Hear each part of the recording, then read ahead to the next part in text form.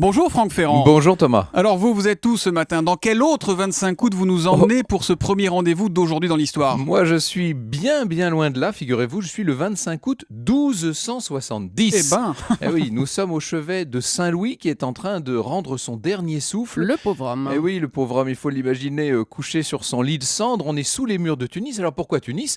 Eh bien parce que le roi était alors pour la seconde fois de son règne en route pour la croisade. Et il a été rattrapé par une épidémie de typhus qui s'est répandue dans tout le camp français. Il a été touché.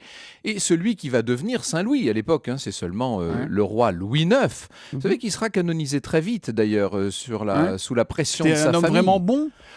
Est-ce qu'il était vraiment un saint, ce Louis IX? C'est une autre question. Le fait est qu'il poursuivait un idéal de justice, de rigueur, de piété, ça c'est vrai, mais peut-être qu'il allait quand même jusqu'à une certaine intransigeance, c'est tout le problème. Alors, revenons à Tunis, à sa mort. Je voudrais vous livrer un petit détail, Thomas, qui n'est pas très ragoûtant, j'en suis bien conscient là ce matin. Le roi On a eu le étant Mont mort... d'Or tout à l'heure, on peut y Oui, aller. voilà, c'est dans la même lignée. Il va falloir ramener sa dépouille en France. Alors c'est un long voyage, il fait chaud, etc. Donc pour transporter le corps, figurez-vous qu'on va le faire bouillir. Oh non, Non. Mais oui, oh non. on va détacher la chair des os et on mettra tout ça bien propre dans Avec un du grand thym et du sac en laurier. cuir. Un Voilà. pot-au-feu. Oh non, Julie. Bon. En tout cas, maintenant, grâce à vous, Franck, on sait pourquoi le 25 août, on fête les Louis. C'est la Voilà, Saint-Louis. vous avez tout compris. Autant dire que en France, pendant longtemps, notamment au XVIIe siècle, au XVIIIe siècle, quand les rois s'appelaient Louis XIII, Louis XIV, Louis XV, Louis XVI, c'était un petit peu la fête nationale. C'était le 14 juillet de l'époque, c'était le 25 août.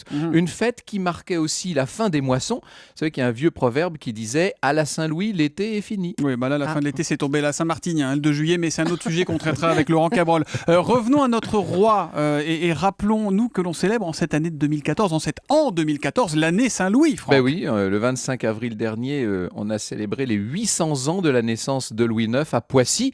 Poissy, une des plus vieilles villes d'Île-de-France, le creuset de l'industrie automobile. Mais ça, c'est déjà une toute autre histoire. Évidemment, Franck Ferrand, désormais tous les matins à 6h25 dans la matinale d'Europe 1. Franck, on vous retrouve tout à l'heure à 14h sur Europe 1, au cœur de l'histoire. Oui. Où nous déposera votre machine à remonter le temps? On ira tout simplement, il y a 70 ans, célébrer la libération de Paris et on le fera en présence d'une voix célèbre, Patrice Gélinet, l'homme de 2000 ans d'histoire. Le rendez-vous est pris, la libération de Paris, c'est à 14h sur Europe 1. Tout à l'heure, Franck, merci. Merci.